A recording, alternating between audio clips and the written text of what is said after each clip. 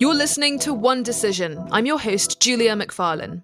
And I'm Richard Dearlove, former Chief of British Intelligence, otherwise known as MI6. Together, Richard and I look at the key strategic choices and decisions that have global impact.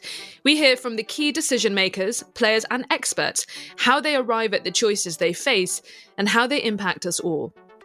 This week, we have a wonderful conversation with veteran BBC broadcaster James Naughtie. He's one of the most familiar voices you can hear on the radio in the UK, and we're talking to him about the recent meltdown of the Scottish National Party that you may have seen last year, as well as his observations on the upcoming US election. He's anchored, I think, on 10 American elections so far, and every British election since the 90s. So he has some very fascinating insights on those two big elections coming up this year. And he's also been busy writing spy thrillers. So, Richard, you obviously had a lot to talk to him about.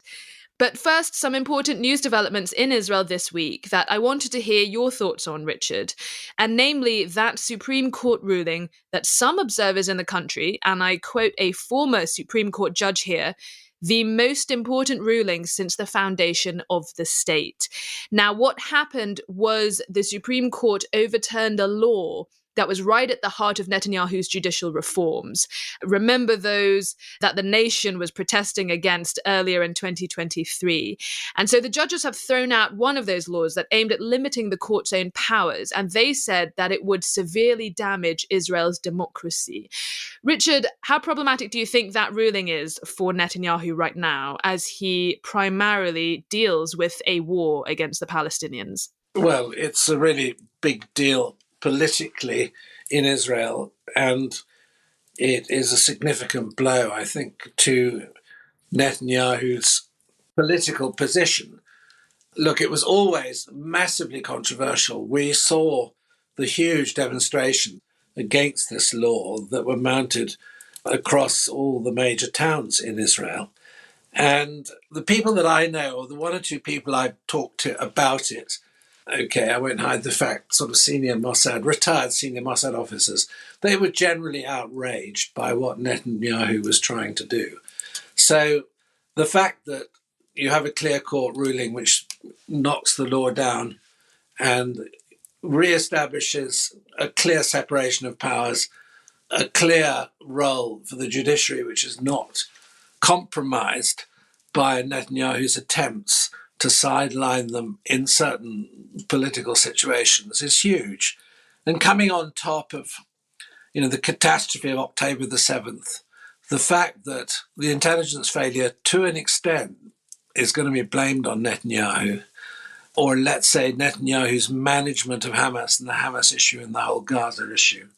And it looks now as though there's a certain complacency about that in his entourage and in Netanyahu himself. So you've now got two major strikes against him. And, in baseball terms, I don't think we necessarily need a third one. His innings looks to me extremely parlous, and he's coming, to the end of his political life. But let's face it, Netanyahu is a political cat with 9 lives. He's survived the most extraordinary situations already, and maybe there's some way he'll string along and keep going, but I doubt it, frankly. I think that's a really good point. We are certainly nearing the end of Netanyahu's political life, but the question is which life? As you say, he's like a cat. He's got 9 lives. Which particular life is he at the end of? I think for our listeners to know, Israel, quite like the UK, has no written constitution, but they don't even have an upper house. So the stakes were incredibly high. Well, I think, they're in a very parlous and difficult position. They've got a huge problem in the West Bank. They've got an unfinished war in Gaza, and it's going slowly.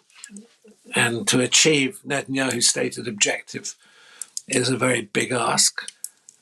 You have got problems with the Houthis, which have international ramifications in terms of the safety of ships going into the Red Sea through the Straits of Hormuz. And you've got a whole range of difficulties. And it doesn't look to me as though Netanyahu politically in the medium term is well equipped to cope with them. No one's going to turn the government over in the middle of fighting in Gaza, but as soon as Gaza reaches some sort of destination, some sort of conclusion, then I think watch out for very significant political initiatives. Let's turn now to our guest this week, James Naughtie. Now, he'll be very familiar to listeners in the UK who hear him regularly on the BBC, but for our international listeners, a brief introduction. For a long time, he was one of the main presenters of the BBC's flagship radio news show, the Today programme.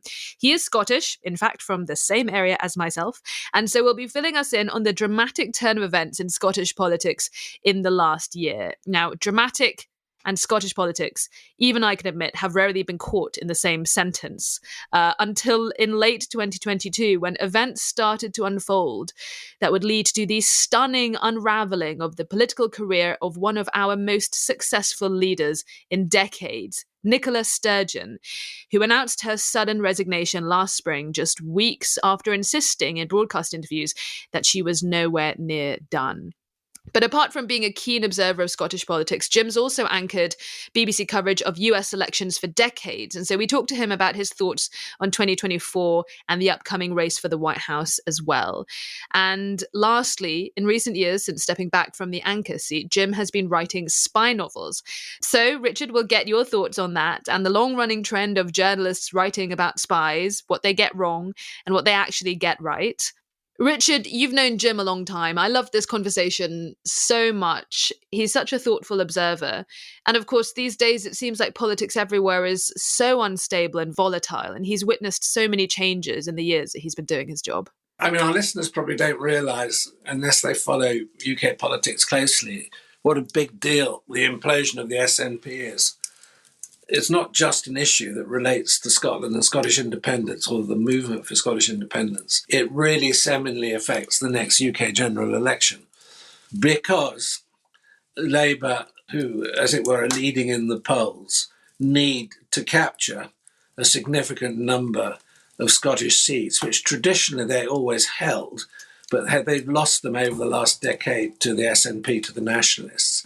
But, since the implosion of the SNP, as Julia's described it, there is now a very strong prospect of Labour getting back a number. They won't get them all back, but they will get back, I think, some of the urban seats in Glasgow in particular, which, the SNP has, as it were, walked into over the last 5 to 7 years.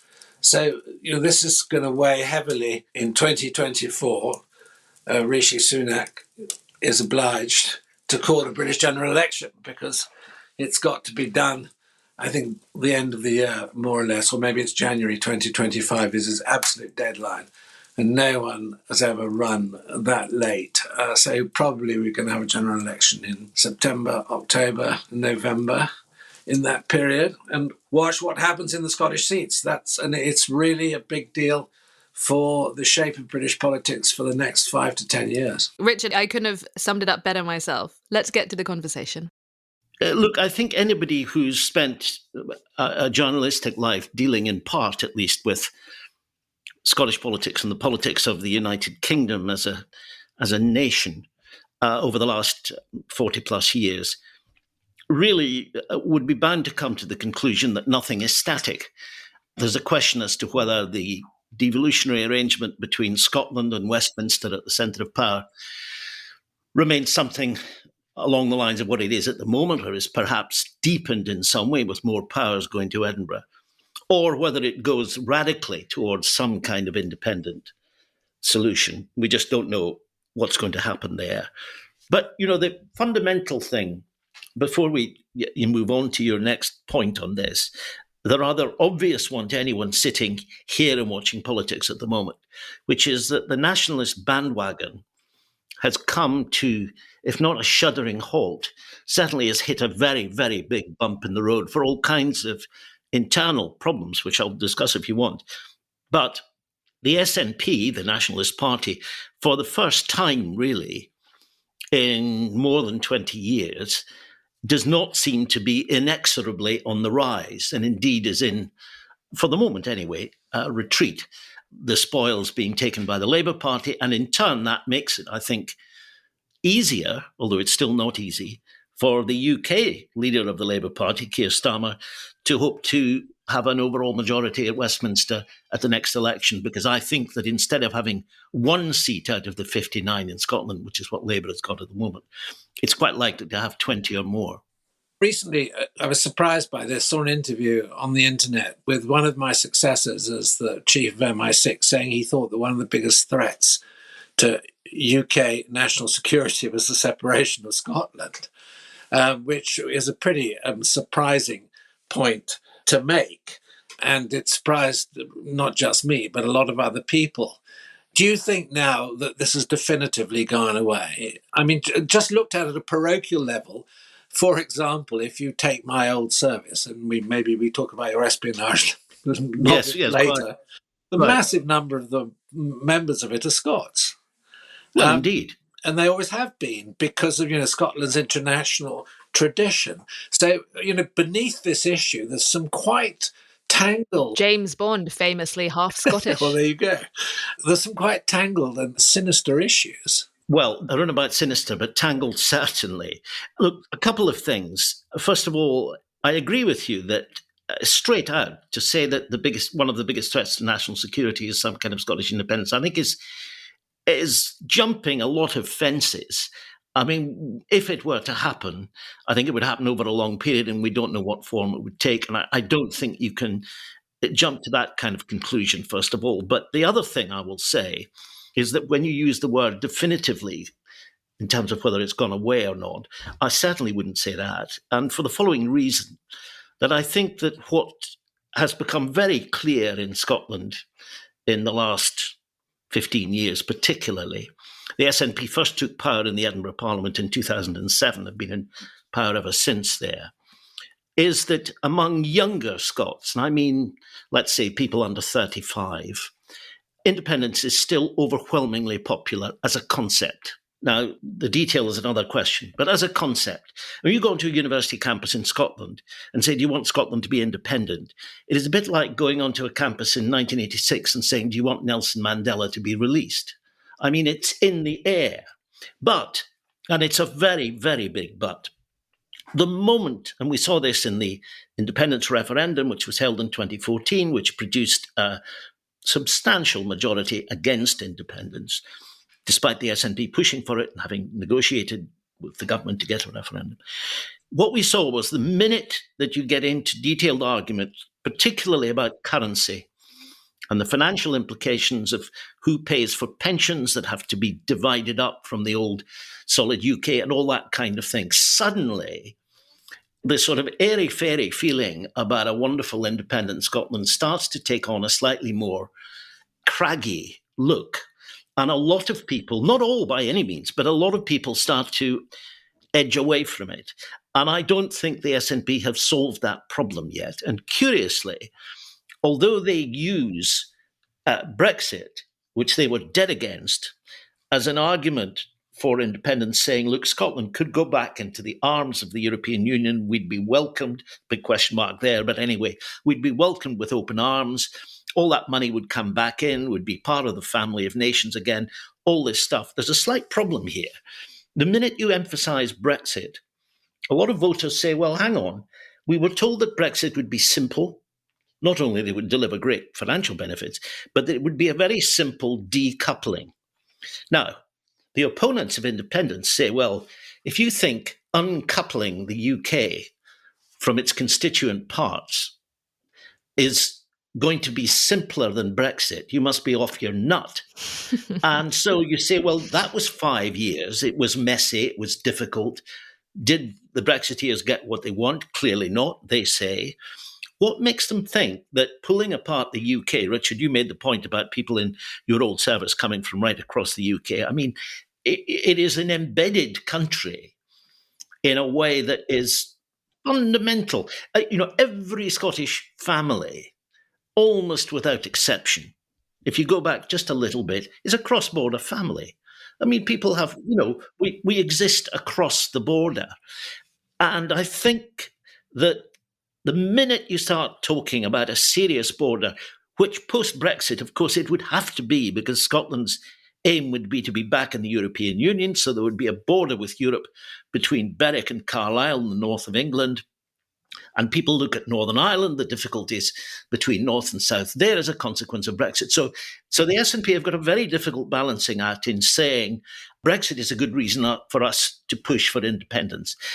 We needn't go into the detail of this, but there's been huge internal problems inside the SNP, which has exacerbated this. Right. I mean, do you think the SNP's inability, I don't think this is, unfair of me to say, but do you think their inability to square that circle has perhaps been why the shine has really come off in recent years? And sort of part to that, I do want to ask about Nicola Sturgeon specifically, because, I think for countries around Europe and the wider world, I'm sure a lot of people will be familiar with the name Nicola Sturgeon. She's been such a presence on the international stage. I wouldn't be surprised if many of our international listeners would know Nicola Sturgeon and not, for example, Keir Starmer. And I mean, what happened to her? What a stunning political story. The short answer to your question is I wish I knew, but I can tell you what the outcome was. Look, there has been for nearly 3 years now a police investigation in Scotland going on into the finances of the SNP. And the details of that investigation, its targets, the potential wrongdoing that they've uncovered, we simply don't know. It has not been made public and wouldn't be in the normal course of events until charges are laid, if indeed charges ever are laid. But it did involve, and just to fill this in for people who haven't followed it in detail, it did involve the arrest without charge of Nicola Sturgeon's husband, who was really the chief executive of the party, and Sturgeon herself, 7 hours of questioning, no charges. She, of course, is insistent that she's unaware of any wrongdoing and participated in no wrongdoing. Her husband says the same. But clearly, the prosecuting authorities in Scotland, who, rather like the French system and unlike the English system, keep a very close eye on police investigations.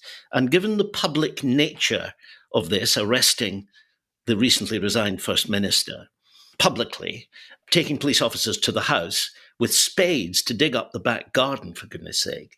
It was such a public event that the effect of it, of course, has been seismic. And the problem that the SNP face is one of enormous uncertainty, because if there are charges, whatever they are, given what Nicola Sturgeon and Peter Murrell and the treasurer of the party, who was also arrested, have said, they will deny any wrongdoing absolutely. But if there are charges, there will be a trial. And in all likelihood, it will not be like a Trump trial, which will go off into, the far distance. It would happen fairly smartly. In other words, before the general election. Now, in any political party's lexicon, that's a huge problem. And so it's playing out. But look, there's something else here which is worth saying, and I don't want to get into too much detail about it. But there was an enormous bust-up between Nicola Sturgeon, First Minister from 2014 until earlier this year, and her predecessor, Alex Salmond, who had been First Minister from 2007 to 14. They were bosom buddies. Salmond brought her into the party. He, as it were, trained her up.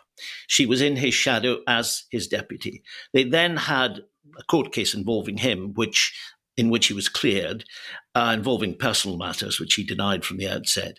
There was an enormous bust-up, a real falling out among friends.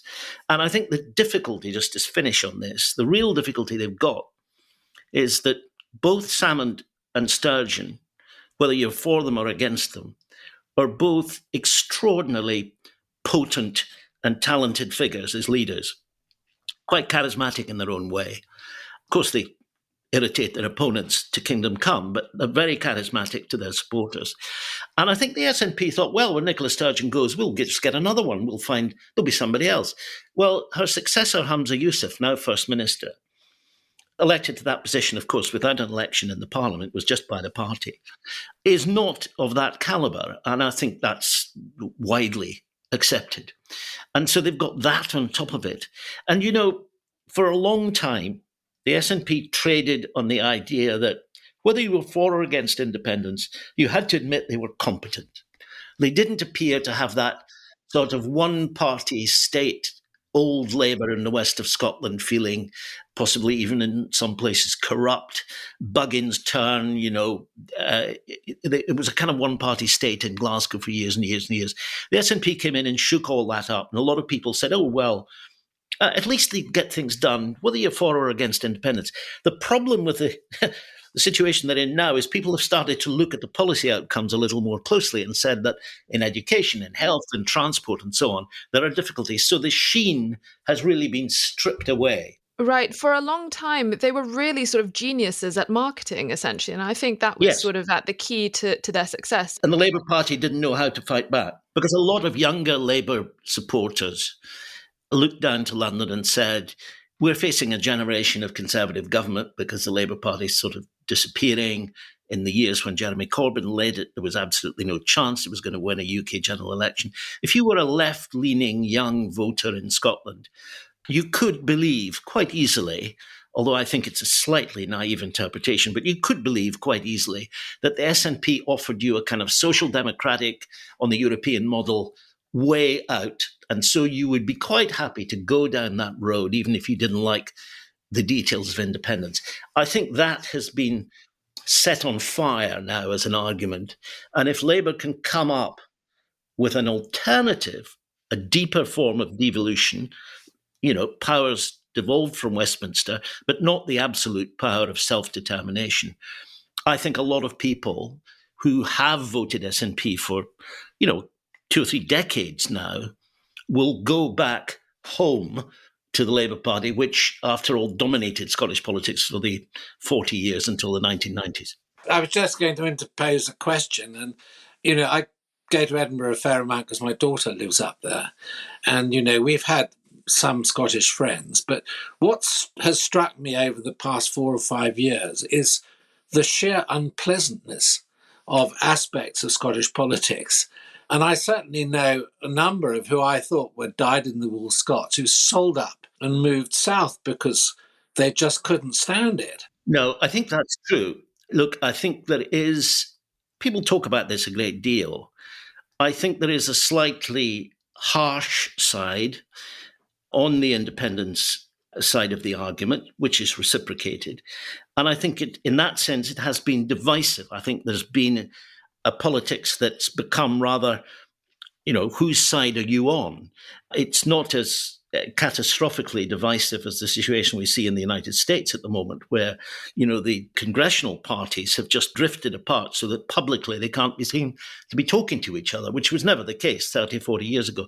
Now, it's not as ugly as that. You don't get the rhetoric which is hyped up on the, on the scale that you see in the States, but some of it is pretty bad. And I think the sense of air going out of the balloon is palpable.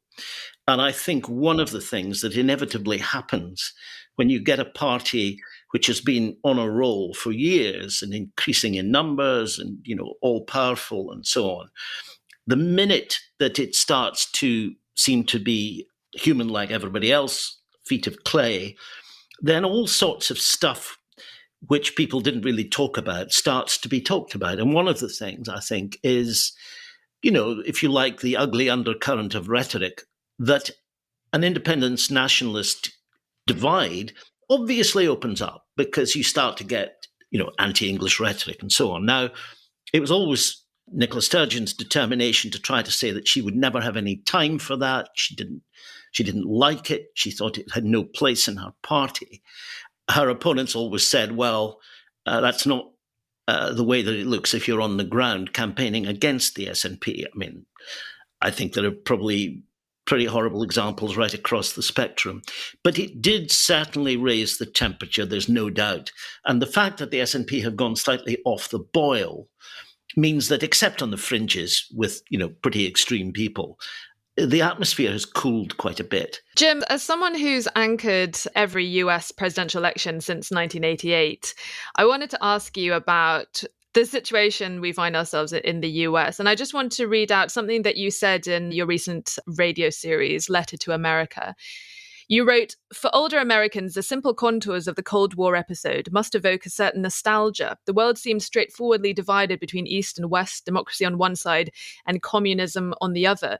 The transatlantic alliance was unbreakable because it had to be. How different it seems in 2020." That 2020 was back when you were recording this. And I just want to quickly note, it's unsurprising that you've chosen to set your latest thriller in the background of the Cold War. So perhaps there's a little nostalgia that you feel for that period. But I wanted to just ask what you made of the division, the tribalism, the instability, I hate to use the word unprecedented, but unprecedented situation we have with former President Trump, who's in the docks, may be running for president from jail and may even still win. Well, I think there are two things. There's the Trump personality, which of course is extraordinary. Here is a man who describes himself as a friend of Kim Jong-un, the dictator of North Korea, as a great admirer of President Xi, who, as he puts it, keeps 1.4 billion people under his thumb or under his foot. I can't remember which the phrase was. Well, yes, that's certainly true. And who says that he was the apple of Putin's eye. Now, and then goes on to describe the president of his own country as a lying son of a bitch. Now, you don't need to go any further in saying that's a president, ex-president, talking in a way that Americans have never heard an ex-president talk before. So he's sui generis. But it always seems to me that the point about Trump that some people on this side of the pond often miss, that Trump didn't create the anger that elected him. He simply gave it a voice. It was there anyway. And I think it had built up for all kinds of reasons, a sense of economic slide, a feeling that the promise of each generation being better off than its predecessors being betrayed, or certainly at least not realized, a feeling that the 20th century, which was Americans culturally, militarily, industrially, was not going to be the same in the 21st century, where it might well be China's. All these things came together. And in a country where you're taught fundamentally that you must always think about yourself and your inheritance, God-given, as it's often said, through the Constitution and the Founding Fathers, it's a very, very bitter pill to swallow. And unfortunately, I think, for the American kind of political system, Trump came along with his animal instinct. I mean, a kind of feral feeling for these hurts and complaints and slights that people felt about their national identity. And he turned them into an absolutely fantastic bandwagon. His opponents, of course, would say that it was demagoguery. But whatever happened, he did it against the odds in 2016, as we know. And what we've got is a culmination of this. You know, I first went, and Richard, you'll remember the era very well. I first went as a student, I was still in my teens, to America in 1970. And did what we all did and went round in a Greyhound bus and so on and saw the country for the first time and spent a whole, 3 months there or something. And of course, it was the height of Vietnam. The height had passed, but it was still embroiled in Vietnam. It was a war that had divided the country, obviously. It had divided generations, young and old. It had divided families. It was a fantastically painful episode, coming on top of, the chaos of 1968, the assassination of Kennedy in 1963, followed by Watergate immediately afterwards. There was a sense of America falling apart. And people have been told this cannot happen, but it seemed to be happening before their eyes. Well, I thought that you could never imagine the country being so deeply divided as it was during Vietnam, but I think it's more divided now than it was then. And I think that's a measure of the danger that they face, because it seems to me intractable. There are all kinds of reasons for that. The atomization that social media produces, the way the media landscape has changed, they all play a part in it, but it's deeper than that too. Jim, you recently did a talk with a certain James Comey talking about thrillers, something that you have in common with the former director of the FBI. You've both become novelists. Tell us about that, and tell us about how you went on to that path. Well, it was a very interesting conversation, because part of it was in public and part of it was recorded interview on air, and there was a conversation which I don't think I would describe as private, but was a much more freewheeling one, without an audience.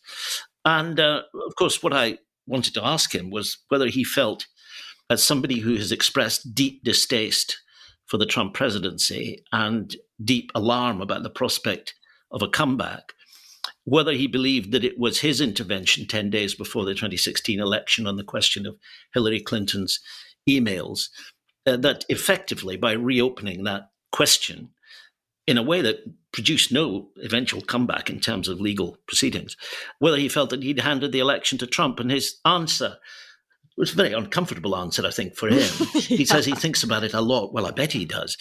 But he said that he thinks that he did the right thing at the time. And of course, clearly, he also said that he believed that she was going to win anyway. And I think that must be a very in other words, it wasn't going to change the result of the election. I think that must be a very painful episode. But his thriller, which is not bad at all, actually, is essentially a courtroom mafia story set in New York, where he was a prosecutor before he went to the FBI. And he prosecuted the mob. I mean, that's sort of what, I mean, if you're a DA in the Southern District of New York, I mean, that's what you spend half your time doing.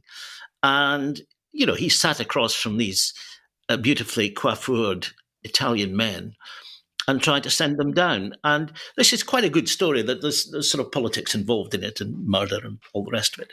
But I talked to him about how he did it, and he talked to me about why I did him. It's slightly, not exactly a conversation between equals. I mean, he was head of the FBI. I was a mere radio presenter. But this business about going from reality to fiction, because after all, if you tell a story on the BBC, it better be true.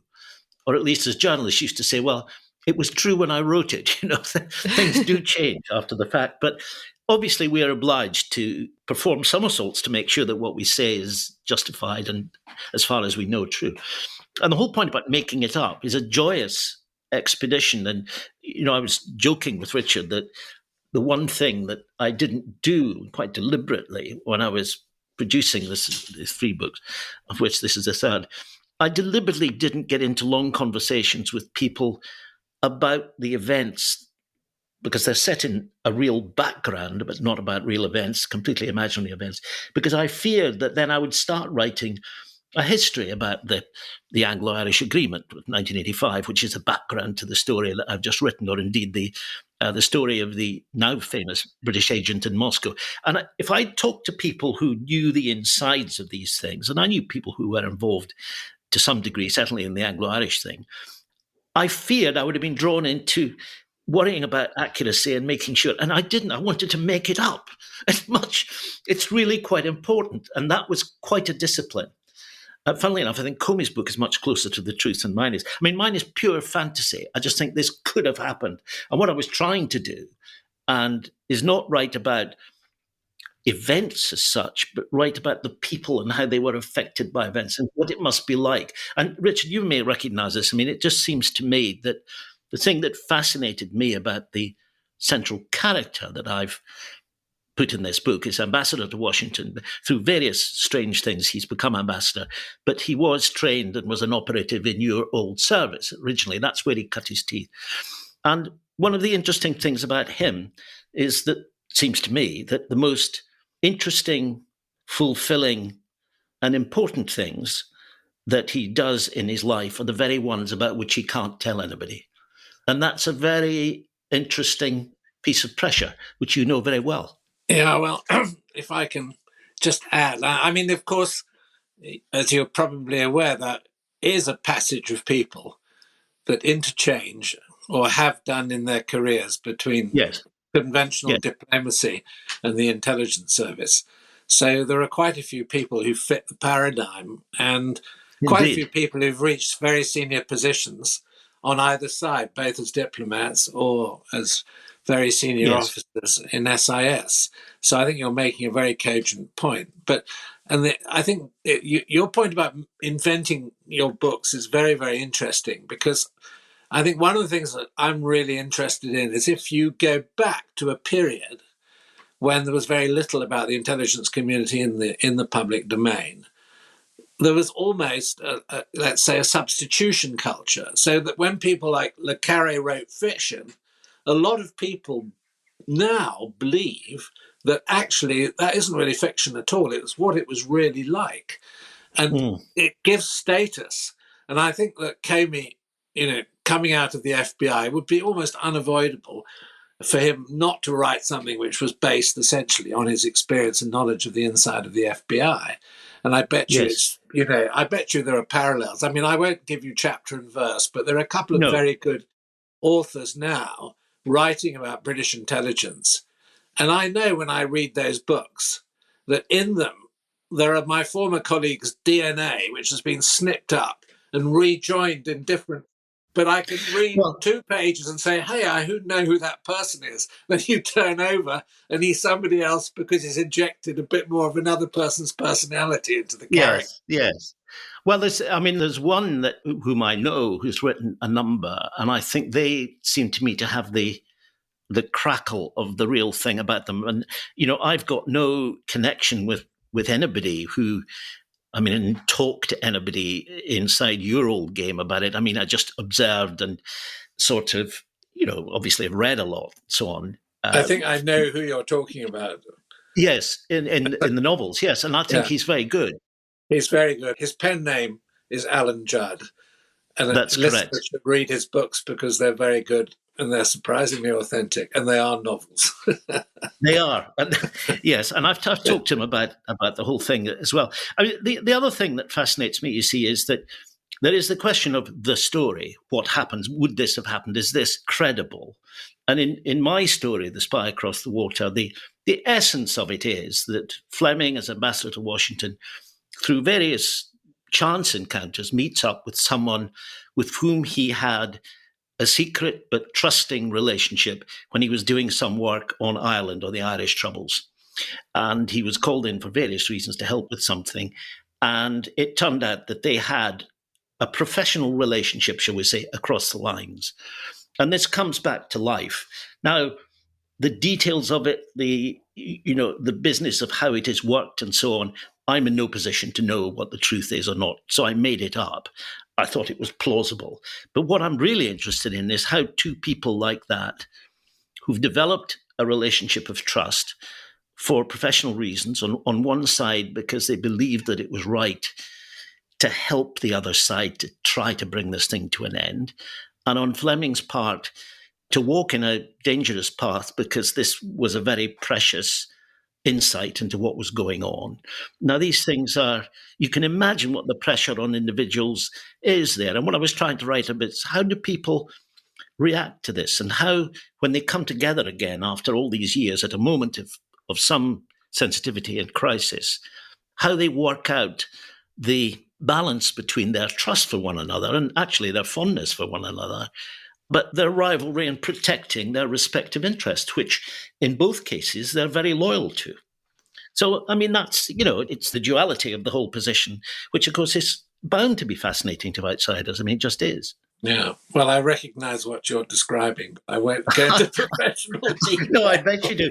I mean, the other thing I'm interested in is, Fleming he's a smoothie. I mean, he's gregarious, he's elegant, he's an intelligent man. He can make a great speech at a diplomatic reception. He can write a telegram that will knock the socks off people back in Whitehall, all these things. He can do the job. He can work at it. And he's very bright and he knows a lot of things. But of course, in the end, all this gregariousness has to be replaced at times by a very solitary life because it has to be private and indeed secret, even from his family. I mean, not in every detail, but, in the really important bits. And he says to his sidekick, who's a rather nice guy, and Fleming likes him. He's head of station in Washington at a rather young age, and unusual, but Fleming kind of upped him because he liked him. And Fleming thinks that he is what he was like when he was young, when he was 35. And he confides them in him. And he says, the thing about solitary men, referring to himself, is that we enjoy being alone together with other solitary men. And it's a very, I don't know, I just find that as a human condition, which is in a sense forced on you, although people choose it. It's very interesting because it puts you in a position that most people don't experience, at least not at that level of seriousness or sensitivity. Yeah. Jim, is it hard as the author of a spy novel to write a story and develop a central character under the immense hulking shadow of James Bond? I mean, I do note with interest that your character's last name is Fleming, after all. there might have been something unconscious about this, but it certainly wasn't deliberate. I don't know if you're aware of this, Richard, but I was rung up by somebody about a year ago who is a writer and has written on military things, and I think it's a considerable knowledge of your old service, who had been asked to write a sort of fictionalized biography of Bond. I mean, a proper, this is what it must have been like. And were you aware of this? I think I've heard a bit about it. Yeah. Yes. Well, and the Fleming estate, in the end, as I understand it, I was talking to somebody the other day, sort of put the foot down and said, we're not having it because they're very protective of the genre and so on. I think from their point of view, it's daft, but it's nothing to do with me. I mean, Richard mentioned Le Carré, and I know that he divides very much opinion among your old colleagues. But that is a hulking presence, not because I don't look at him from the same point of view as you do as to whether his interpretation of betrayal and loyalty and so on is remotely accurate or proportionate. But as a writer, I mean, it is extraordinary stuff. I mean, if you read, Tinker Tailor and Smiley's People and so on, you think, how could anybody do it as well as that again? Simply as a piece of fiction, not talking about its veracity or verisimilitude, but it's pretty good stuff, I think you would have to admit. Well, Le Carré, for various reasons, does drive me rather mad. But I mean, that's mainly because he makes the currency of betrayal the currency of relationships inside my former service, whereas the currency that makes the service function is trust. So he flips the coin. But of course he flips the coin because, books about trust don't make exciting reads, where about betrayal. No, but that's true. And I can see how that's, but I know that he had a dilemma, I think, when he was on some trip to Moscow, I think quite late on, and had the opportunity, and it was presented as an opportunity to meet Kim Philby before his death. Obviously, for any listener who doesn't know, the arch traitor in the 40s and 50s. And he declined, and he said that it was because, although, of course, in some ways he would have, would have been perfect to meet him. I mean, what do you make of him? But he couldn't stomach it. Now, you may believe that or not, but I think there was an element of feeling that this was somebody who had sold the shop, and that really you couldn't, in the end, break bread with him. Well, you probably know that I had something of a public dispute with Le Carré. Indeed. Which was quite interesting, because I did an interview at Cliveden, the book festival, and discussed his novels. And I certainly, don't sort of detract from his reputation as a brilliant novelist, and we all loved reading his novels. Yeah. But what I, was concerned about was the way that he subscribed to what I would just call moral equivalence. And, in his world, the KGB and SIS were as bad as each other. They were both black dogs. Well, this is what he often wrote, but I think, Jim, you've put your finger on something important. He didn't actually believe that in the end, no. And he did have a sense of what was right and wrong. And I think what I regret is that the dispute we had was conducted in letters and, in interviews. Yeah. We never actually got the chance, although I had met him several times, to sit down and talk this through, which I would very much have liked to do. And there's no question that he's the preeminent espionage novelist of that period. Jim, I have a contact of mine who may or may not belong to Richard's old world, but he has this theory about journalists who write spy novels, and notes that there have been quite a few of them, and that there is this dream inside so many journalists who often find themselves at the pointy end of history and events, that they all wish that they had a spy in them, and that what has stopped them from that was that journalists in the end are all blabbermouths, and so they end up writing about spies instead of... Not guilty. Could you comment on that? The first thing is, Richard knows me well enough to know I would be absolutely hopeless. I mean, I can't keep my mouth shut for 10 seconds. So I would be awful. But that's what my contact says. Journalists would all make terrible spies, but they dream of being in the service. But hang on, it strikes me that between the two trades, put it like this, there is this in common, that they're both driven by insatiable curiosity about people, and that it's working out what's going on behind the eyes. Now, that doesn't, you're maybe doing that in some cafe in Vienna. But if you're watching a prime minister making a speech or some poor sod at a by-election being torn apart, it's the same process. You're trying to get behind the veil. And of course, there's also the same love and drive to have a piece of information that no one else has got. And that, and in that sense, the currency is common, but the life, is entirely different. And just for the record, nobody ever touched me on the shoulder or anything else. Well, they had more sense, really. It wouldn't have gone very far. Richard, would you have given Jim a job in SIS? No way. Exactly. I'm glad to hear it. This is excellent. I want this on the record. No, absolutely. You wouldn't have got a job in a newspaper, so there we are. I don't know. But anyway. Yeah. I would have given him a drink in a Viennese bar any day of the week. And I would have reciprocated.